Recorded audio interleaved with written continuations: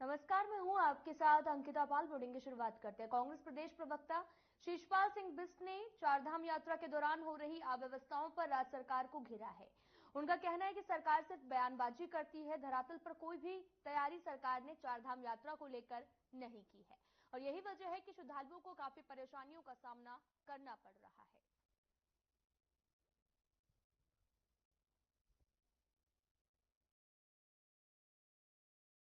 चारधाम यात्रा की शुरुआत में ही जिस तरीके से अव्यवस्थाएं हावी हो गई हैं, उससे साफ पता लग रहा है कि सरकार ने जो है चारधाम यात्रा को गंभीरता से नहीं लिया, कोई होमवर्क नहीं किया, कोई तैयारी नहीं की। विपक्ष लगातार जो है सरकार को चेतावनी का काम कर रहा था।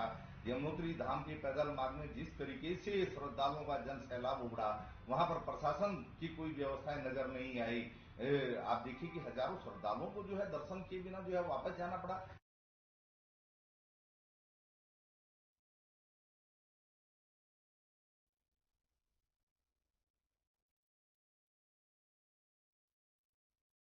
देहरादून से बड़ी खबर आ रही है, जहां पर सीएम पुष्कर सिंह धामी का पंजाब दौरा, डॉक्टर सुभाष शर्मा का रोड शो कार्यक्रम।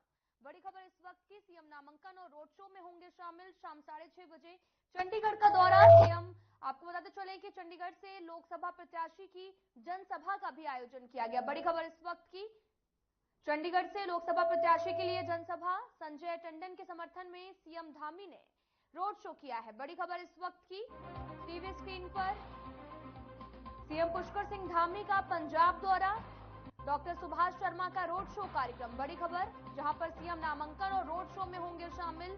शाम 6:30 बजे चंडीगढ़ का दौरा करेंगे सीएम। चंडीगढ़ से लोकसभा प्रत्याशी की जनसभा का आयोजन किया गया। बड़ी खबर इस वक्त की, सीएम पुष्कर सिंह धामी का पंजाब दौरा होने वाला है। डॉक्टर सुभाष शर्मा का ये रोड शो कार्यक्रम रखा गया और साथ ही 6:30 बजे चंडीगढ़ का दौरा करेंगे सीएम। चंडीगढ़ से लोकसभा प्रत्याशी के लिए जनसभा का आयोजन किया गया, जहां पर पुष्कर सिंह धामी 6:30 बजे डॉक्टर सुभाष शर्मा के रोड शो में शामिल होंगे। सीएम नामांकन और रोड शो में शामिल होने वाले हैं। 6:30 बजे चंडीगढ़ का दौरा करेंगे सीएम धामी।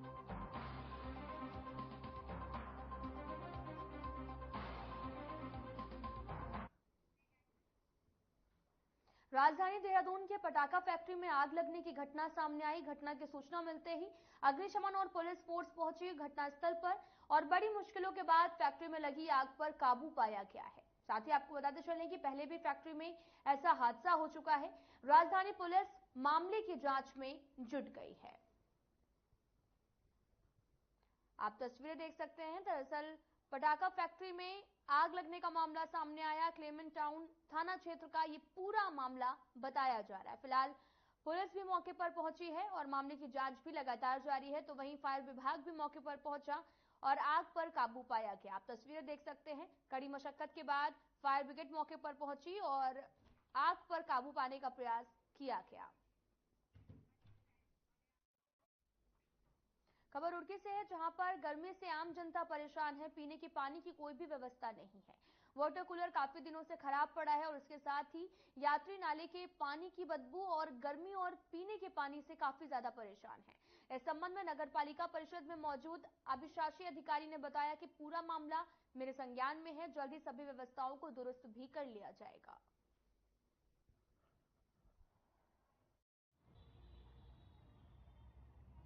चाहूँगी जैसे कि बस स्टैंड के पास वाला जो नाला है उसके लिए हमने नाला गैंग लगाया है, लेकिन उसको क्योंकि नाला गहरा है उसके लिए मेरे संज्ञान में आया था, तो हम उसमें एक चैम्बर लगा रहे हैं चैनल, जिसके माध्यम से उसमें सफाई में भी दिक्कत ना हो करने में और दूसरा उसमें किसी प्रकार की दुर्घटना ना हो।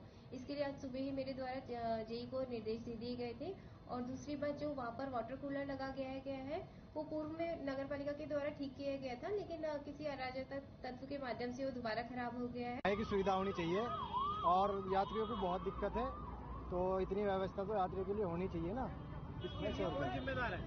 प्रशासन ही जिम्मेदार है, जो यहाँ का प्रशासन है, और कौन जिम्मेदार है? पानी का जो फ्रिज बंद पड़ा है, पानी का फ्रिज बंद पड़ा है, कभी हाथ नहीं धो सकते, कभी पैर नहीं धो सकते, कभी पानी नहीं पी सकते, तो ये चीज की व्यवस्था तो पब्लिक की के लिए होनी चाहिए। और जो गर्मी इतनी ज्यादा हो रही है कि आदमी चक्कर खा के गिर रहे हैं यहाँ से। तो मैं तो ये कहूँगा प्रशासन अपना काम करे। चारधाम यात्रा शुरू हो चुकी है, मगर जो है मंगलोर की अगर बात की है, मंगलोर बस स्टैंड पर यात्रियों का आना जाना लगा रहता है। मगर व्यवस्थाओं की बात कीजिए, व्यवस्थाएं जो है प्रशासन की पोल खोलती यहाँ पर नजर आ रही है। व्यवस्था की बात की यहाँ पर जो है मेरे पीछे आप देख सकते हैं, यहाँ पर चारधाम यात्रा का जो है यहाँ पर नोटिस बोर्ड भी लगा हुआ है, जिसमें जो है प्रशासन की ओर से की गई व्यवस्थाओं का पूरा उल्लेख यहाँ पर किया गया है। मैं आपको बताना चाहूंगा, अगर यहाँ पर व्यवस्था की जाए, पानी यहाँ पर नहीं है, यहाँ पर सफाई की व्यवस्था नहीं है। मैं आपको चलता हूँ, पानी की व्यवस्था दिखा चलता हूँ। कैमरामैन से कहूंगा एक पानी की व्यवस्था भी यहाँ पर दिखाई। पानी की व्यवस्था है यहाँ पर, आप देख सकते हैं किस तरह की व्यवस्था है यहाँ पर। पानी की फ्रीजर यहाँ पर लगा जरूर है, मगर फ्रीजर पूरी तरह से खराब है, टंकी में पानी नहीं है और पेड़ पौधे यहाँ पर जमे हुए हैं, पूरी तरह घास जमी है। कोई भी व्यवस्था अगर यहाँ पर की जाए, पानी की व्यवस्था यहाँ पर नहीं की है इस वक्त। और मैं दूसरी व्यवस्था आपको दिखाना चाहूंगा, यहाँ पर जो उत्तराखंड परिवहन निगम का एक बोर्ड लगा हुआ है, जिस पर जो साफ तौर पर लिखा है कि यहाँ पर ये उत्तराखंड परिवहन नगर का जो निगम का जो है यहाँ पर बस स्टैंड है। बस स्टैंड के जो बोर्ड की व्यवस्था है मैं आपको यहाँ पर दिखाता हूँ। उत्तराखंड परिवहन निगम की अगर बात की, इस बोर्ड की व्यवस्था आप देख सकते हैं। जो बोर्ड जो है बस स्टैंड के मेन गेट पर होना चाहिए और ये खस्ता हालत में यहाँ पर अंदर एक साइड में कोने में पड़ा हुआ है। आर्यन टीवी के साथ रोहित राणा, मंगलोर।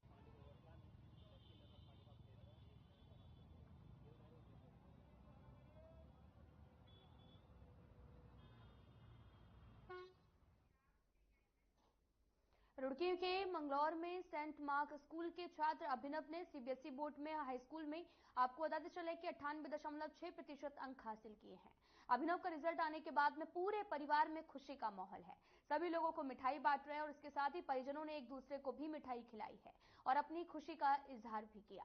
साथ ही आपको बताते चले कि मंगलौर के नजरपुर के रहने वाले अधिवक्ता बलजोर सिंह के बड़े बेटे ने भी ये मुकाम हासिल किया है। उनके और भी 2 बच्चे हैं और साथ ही अभिनव की इच्छा है कि बड़ा होकर वो डीएम बने। वहीं उसके माता पिता भी चाहते हैं कि अभिनव बड़ा होकर देश की सेवा भी करे।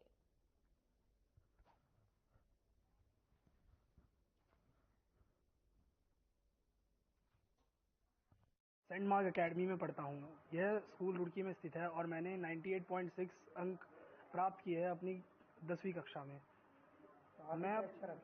मैं अपनी इस पहले सफलता के कदम का क्रेडिट अपने माता पिता और अपने टीचर्स को देना चाहता हूँ। साथ ही मैं अपने जीवन में आगे सिविल सेवाओं में जाने के लिए इंटरेस्टेड हूँ। मैं चाहता हूँ कि जो मेरे पास अपना यूज़फुल टैलेंट है, मैं उसे एक अच्छी फील्ड में यूज़ करूँ और उसे देश के ग्लोरियस फ्यूचर के लिए इस्तेमाल करूं। मेरा नाम सुषमा है और मेरे बेटे का नाम अभिनव प्रताप सिंह है। मुझे बहुत ज़्यादा खुशी है कि मेरे बेटे ने इतने अंक प्राप्त किए हैं और मैं चाहती हूं कि मेरा बेटा आगे चल के देश की सेवा करे, सिविल सर्विस में जाए और पूरे ज़िले का ये कमान संभाले। ये डीएम बनना चाहता है और मैं भी यही चाहती हूँ कि मेरा बेटा डीएम बने और इसके जो फादर हैं वो इसे बहुत अप्रिशिएट करते हैं, बहुत मोटिवेशन देते हैं, जिस कारण आज मेरा बेटा इतने अंक प्राप्त किए हैं और इतना सक्सेस हुआ है और मुझे इतनी बड़ी खुशी दी है, तो मैं बहुत बहुत ज़्यादा खुश हूँ। के साथ कह रहा हूँ कि मेरा लड़का Abhinav Pratap Singh Saint Mark School Academy Roorkee में पढ़ता है। इसने कक्षा 10 में 98.6% नंबर लाकर हमारे गांव का और देश का नाम ऊंचा किया है और भविष्य में ये मैं चाहता हूँ कि ये एक IAS ऑफिसर बनकर देश की सेवा करे। देखो, एक आज आधुनिक युग में शिक्षा जो है बड़ी महंगी हो गई है। सरकार को भी इस तरफ ध्यान देना चाहिए कि जो मध्यम वर्ग के परिवार के हैं उनकी तरफ ध्यान देना चाहिए। के साथ कह रहा हूँ कि मेरा लड़का। चारधाम यात्रा शुरू होते ही सीएम पुष्कर सिंह धामी ने सख्त निर्देश दिए, जिसके बाद में प्रशासन मुस्तैद नजर आ रहा। साथ ही आपको बताते चले कि यात्रियों की भारी भीड़ भी देखते हुए बनती है। दरअसल विकासनगर में गंगोत्री यमुनोत्री राष्ट्रीय राजमार्ग पर परिवहन विभाग की तरफ से एक चेक पोस्ट भी बनाया गया, जहां पर यात्रियों के रजिस्ट्रेशन से लेकर जरूरी दस्तावेजों की जांच करने के बाद ही यात्रियों को यात्रा के लिए रवाना किया जा रहा है।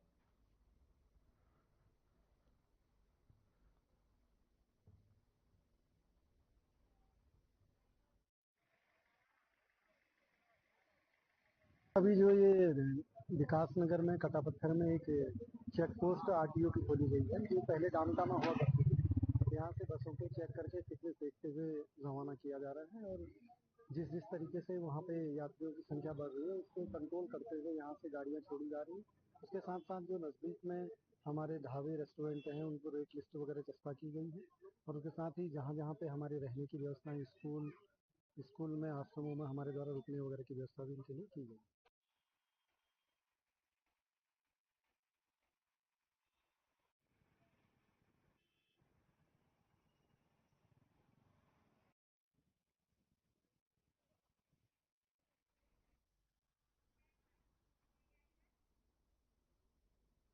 बीजेपी के वरिष्ठ नेता और बिहार के पूर्व उप मुख्यमंत्री सुशील कुमार मोदी का निधन हो गया। आपको बताते चले कि वो कैंसर से पीड़ित थे और इसी को लेकर सीएम पुष्कर सिंह धामी ने शोक जताया है। सीएम धामी ने सोशल मीडिया पर पोस्ट शेयर करते हुए लिखा कि सुशील कुमार मोदी के निधन का अत्यंत दुखद समाचार जो है वो प्राप्त हुआ। उनका जाना बीजेपी परिवार और संगठन के लिए अपूरणीय क्षति है। आपको बताते चले कि सुशील कुमार मोदी का निधन हो गया, जिसके बाद शोक व्यक्त भी किया गया। सीएम पुष्कर सिंह धामी ने शोक व्यक्त किया और साथ ही बीजेपी के लिए अपूरणीय क्षति बताई है। आपको बताते चलें कि पूर्व उप मुख्यमंत्री सुशील मोदी के निधन पर राष्ट्रपति द्रौपदी मुर्मू, पीएम नरेंद्र मोदी, सीएम नीतीश कुमार और साथ ही यूपी के सीएम योगी आदित्यनाथ, एमपी के CM doctor Mohan Yadav, RJD supremo Lalu Prasad Yadav समेत देश के वरीय नेताओं ने श्रद्धांजलि अर्पित की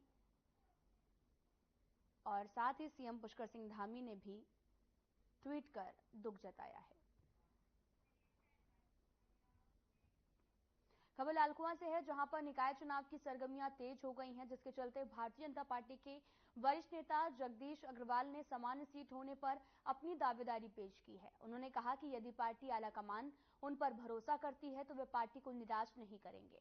विकास कार्यों के क्रम में उन्होंने कई मुद्दों पर चर्चा की और कहा कि यदि उन्हें मौका मिलता है तो वे अस्पताल का उच्चीकरण करवाएंगे, साथ ही बस स्टॉप की भी व्यवस्था करेंगे ताकि यात्रियों को परेशानियों का सामना न करना पड़े। इसके अलावा घटिया क्वालिटी की जो भी सोलर लाइटें नगर क्षेत्रों में लगाई गई हैं, उनके स्थान पर बेहतर सोलर लाइट लगवाई जाएगी और ऐसे में कई मुद्दों पर उन्होंने ये भी कहा कि यदि जनता उन पर भरोसा जताती है तो वे विकास कार्यों के लिए नए आयाम भी स्थापित करने का काम करेंगे। आपको बताते चलें कि बीजेपी नेता जगदीश अग्रवाल ने दावेदारी ठोकी है और विकास कार्यों में नए आयाम स्थापित करने की बात भी कही। निकाय चुनाव की सरगर्मियां भी लगातार उत्तराखंड में तेज हैं, तो वहीं आपको बताते चलें कि बीजेपी नेता जगदीश अग्रवाल ने भी अपनी दावेदारी ठोकी है। दरअसल आपको बताते चलें कि निकाय चुनाव नजदीक हैं और जिसको लेकर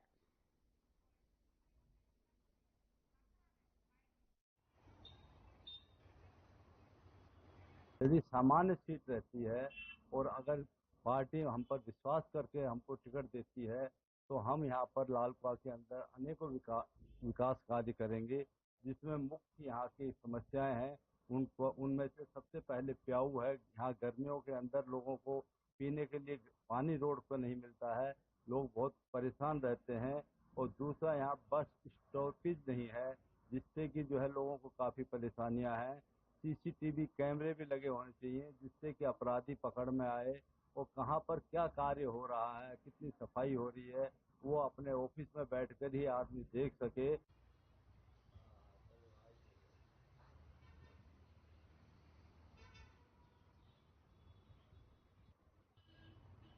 यदि सामान्य सीट रहती। बीजेपी विधायक विनोद चमोली ने केंद्र सरकार से तीर्थ यात्राओं के लिए बजट की मांग की है। उनका भी कहना है कि केंद्र सरकार को कम से कम प्रदेश को 1000 करोड़ का बजट देना चाहिए। उन्होंने ये भी बताया कि उत्तराखंड में चारधाम यात्रा समेत अन्य धार्मिक यात्राओं में भी पहुंच रहे करोड़ों श्रद्धालुओं के लिए इस बजट से अवस्थापना सुविधाओं का विकास किया जा सकता है। साथ ही ये भी कहा कि उत्तराखंड राज्य 1.25 करोड़ की जनसंख्या वाला जो प्रदेश भी है, लेकिन प्रदेश में आने वाले श्रद्धालुओं की संख्या लाखों करोड़ों में है और ऐसे में इन श्रद्धालुओं की अवस्थापना सुविधाओं के लिए भी केंद्र की ओर से बजट दिया जाना चाहिए।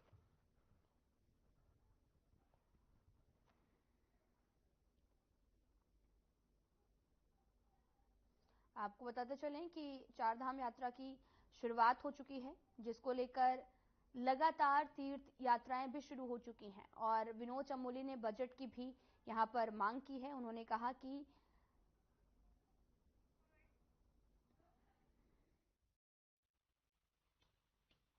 उत्तराखंड को अगर आप देखते हैं तो हम 1.25 करोड़ की पॉपुलेशन है, लेकिन यदि आप यहाँ फ्लोटिंग पॉपुलेशन के बारे में अगर बातचीत करें तो आपको ध्यान होगा जब कांवड़ चला तो 5 करोड़ लोग यहाँ पर आए। ऐसे ही हमारी जो यात्रा है, पिछली बार लगभग 56 लाख लोग तीर्थ यात्री यहाँ पर आए। उसके अलावा भी विभिन्न पहलू है पर्यटन के जिस पर लोग यहाँ पर आए, तो अगर वो संख्या भी काउंट की जाएगी तो 1.5-2 करोड़ से कम वो भी नहीं निकलती है।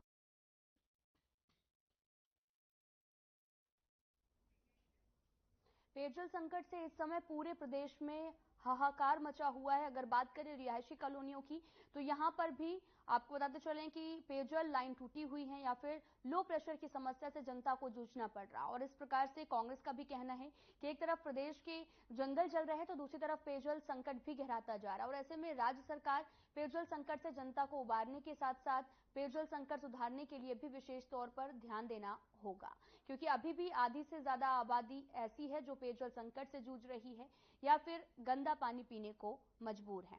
आपको बताते चले कि उत्तराखंड में तापमान बढ़ने के साथ पेयजल संकट का खतरा भी लगातार बढ़ता जा रहा है। न केवल नगरीय क्षेत्रों में बल्कि ग्रामीण क्षेत्रों में भी पीने की पानी की उपलब्धता जो है वो काफी ज्यादा मुश्किल में पड़ती नजर आ रही। कई क्षेत्र ऐसे हैं जहां पर टैंकरों से भी पानी मंगाकर लोग गर्मियों में अपनी प्यास बुझाने के लिए मजबूर हैं। और साथ ही चारधाम यात्रा भी लगातार जारी है, जहां पर लगातार पेयजल की समस्या को लेकर संशय बना हुआ है।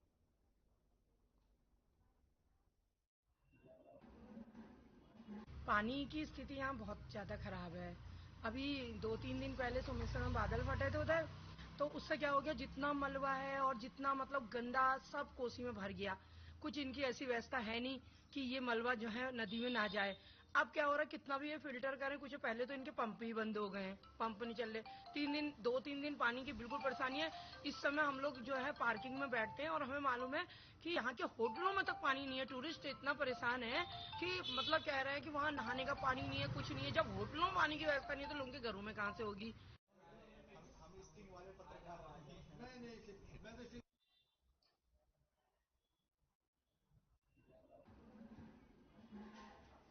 देहरादून में लगातार जल स्रोतों का चिन्हीकरण कर उनके पुनरुद्धार के लिए भी कार्य किया जा रहा है। और इस बात को लेकर देहरादून की सीडीओ झरना कमथान ने भी बताया कि सारा के जो निर्देशानुसार प्रत्येक ब्लॉक में 20 और प्रत्येक जनपद में 10 नदियों का चिन्हीकरण किया जा रहा है, जिसके तहत देहरादून जनपद में 68 जल स्रोत और 20 सहायक नदियों का चिन्हीकरण कर लिया गया है। साथ ही 5 मई को चिन्हीकरण की प्रक्रिया पूरी कर ली गई है।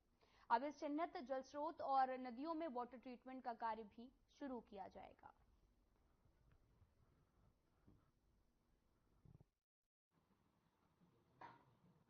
देखिए, इसमें हमको सारा से जो है निर्देश प्राप्त हुए थे, क्योंकि हमारी spring and river rejuvenation authority state की, वहां से निर्देश प्राप्त हुए थे कि प्रत्येक जनपद के हर ब्लॉक में 10 और पूरे जनपद में 20 सहायक नदियों का चिन्हीकरण किया जाएगा और वहां पे वाटर रिजुविनेशन के लिए जो है ट्रीटमेंट प्रारंभ किया जाएगा। तो इसमें हमने प्राप्त निर्देशानुसार पूरे जनपद में 68 सोर्सेज को और 20 सहायक नदियों को चिन्हित कर लिया है। ये कार्रवाई हमने 5 मई तक कर ली थी और 6 मई से उसमें उपचार की कार्रवाई जो है प्रारंभ कर दी गई है।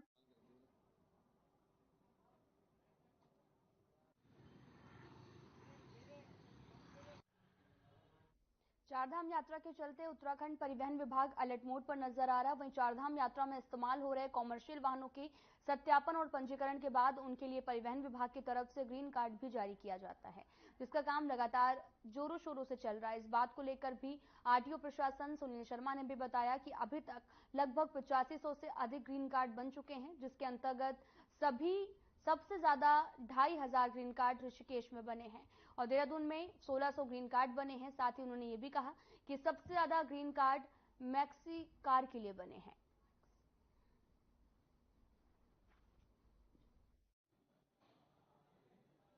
देखिए, आज की जो लेटेस्ट रिपोर्ट है, अब तक 8,500 से ज्यादा ग्रीन कार्ड बन चुके हैं, जिसके अंतर्गत सबसे ज्यादा 2500 ग्रीन कार्ड हमारे ऋषिकेश में बने हैं और लगभग इतने ही ग्रीन कार्ड हरिद्वार में बने हैं। और देहरादून में 1600 ग्रीन कार्ड बने हैं। और जहां तक गाड़ियों का सवाल है, इसमें मैक्सिमम जो ग्रीन कार्ड बने हैं वो मैक्सी के बने हैं, और उसके बाद हमारे जो यात्रा में जाने वाली बसेज है उनके ग्रीन।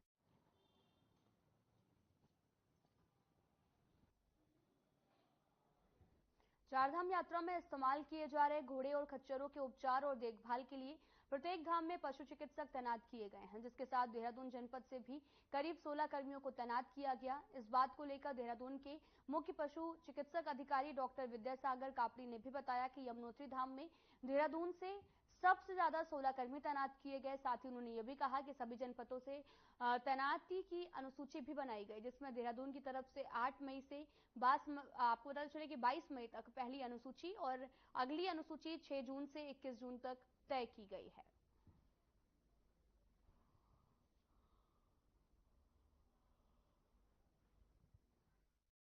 हमारे जो 4 धाम यात्रा है उसमें से जो 3 धाम है, यमुनोत्री हो गया और केदारनाथ हो गया और हेमकुंड हो गया, 3 जगह के लिए हमारी टीमें हैं।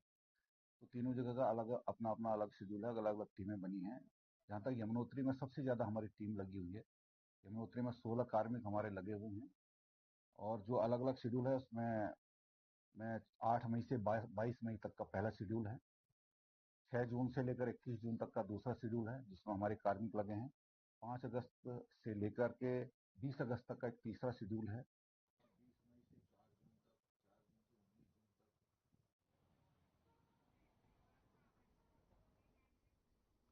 थाना भैरव मंदिर में तैनात 2 पुलिसकर्मियों द्वारा किए गए सराहनीय कार्य सामने आए। आपको बताते चले कि मां पूर्णागिरी मेले के दौरान पुलिसकर्मियों द्वारा अस्वस्थ और घायल श्रद्धालुओं को तत्काल मौके पर मरहम पट्टी किए जाने के साथ उन्हें एम्बुलेंस की सुविधा देकर तत्काल स्वास्थ्य केंद्र पहुंचाया गया, जिससे समय रहते श्रद्धालुओं को प्राथमिक उपचार और अन्य लाभकारी सेवा मिलने से श्रद्धालु स्वस्थ होकर अपने गंतव्य स्थान को रवाना हो सके।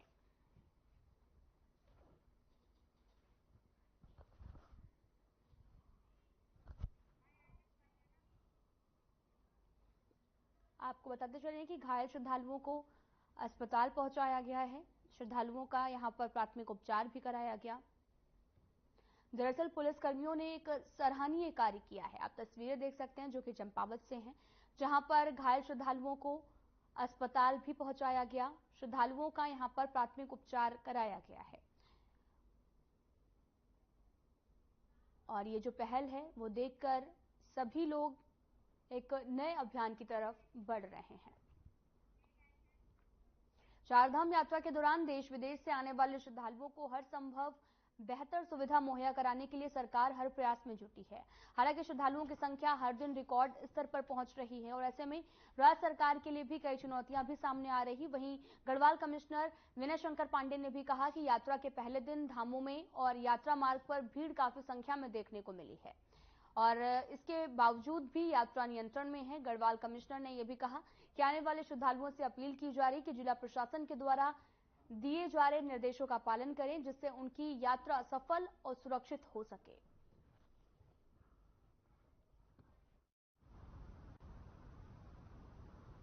देखिए, चारधाम यात्रा हमारे प्रदेश की बहुत ही महत्वपूर्ण यात्रा होती है और यात्रा सुगम हो, सुरक्षित हो, इसके लिए माननीय मुख्यमंत्री जी का बड़ा ही स्पष्ट निर्देश सभी ब्यूरोक्रेसी को, जिला प्रशासन को, यात्रा संगठन के सभी लोगों को दिया गया है कि यात्रियों को किसी भी प्रकार की दिक्कत का सामना न करना पड़े।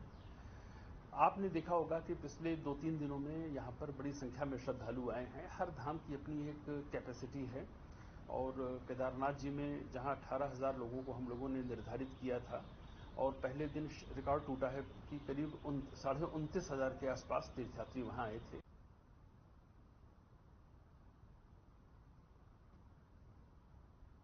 बताते चलें कि गढ़वाल कमिश्नर ने अपील भी की है, प्रशासन के निर्देशों का पालन करने की अपील की गई। दरअसल आपको बताते चलें कि लगातार श्रद्धालुओं का तांता लग रहा है, जिसको लेकर गढ़वाल कमिश्नर ने अपील की कि शांति व्यवस्था को बनाए रखें, प्रशासन के निर्देशों का पालन भी करें ताकि किसी तरीके की कोई भी परेशानी किसी को ना देखनी पड़े। आपको बताते चलें कि गढ़वाल में कमिश्नर ने भी अपील करते हुए श्रद्धालुओं से शांति व्यवस्था बनाए रखने और प्रशासन के निर्देशों के पालन की अपील करते हुए नजर आए हैं।